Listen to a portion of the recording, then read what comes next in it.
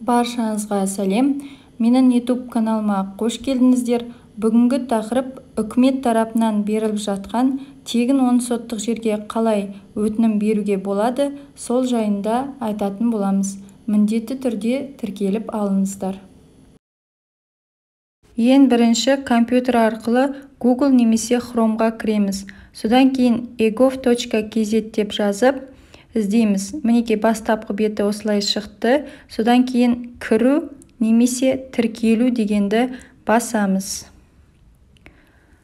Мінекей бізде 4 жолын көрсетеді. Мен ECK кілті арқылы сертификатты таңдаңыз деген басамыз. Содан кейін өзіміздің ECP ключімізді тауып, паролімізді жазып, открыть деген батырманы басамыз. Мінекей мен өз атымнан кірдім, яғни үстінде Смағұлова Әйгерім Әлібекқызы деп шықты. Енді жылжымайтын мүлік дегенді тауып алуымыз керек. Мінекей жылжымайтын мүлік, кіреміз.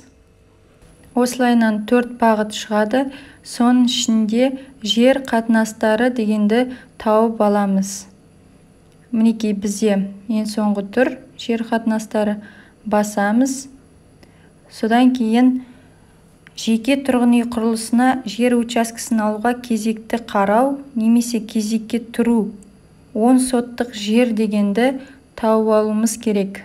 Яғни 10 соттық жер деген жақшада тұр, мінекей. Соны басамыз. Содан кейін мында сарғылт түспен боялған онлайн сұрау деген сөзді басамыз. Мінекей осылай шығады, 3 қадамнан тұрады деп. Соның ішінде өтінімнің түрі таңдаймыз. Менде кезекке қою деген бірінші тұрғанды таңдаймын.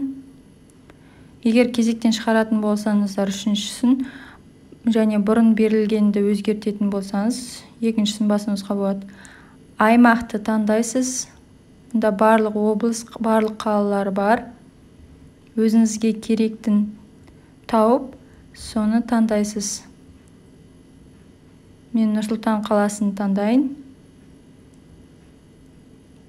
Біз бір рет қана емес, 5-6 рет осылайынан әр түрлі жерге өтінім беруге болады.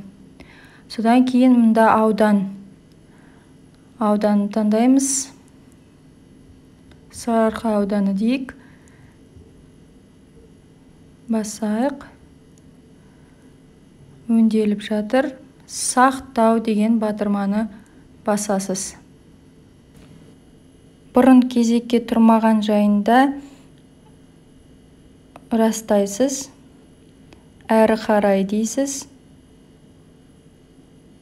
Содан кейін ECP кілттің RSA дегенін теріп, пароліңізді жазып, мінекей 3-ші қадамға өтесіз. Болды, сіз өтінім бердіңіз.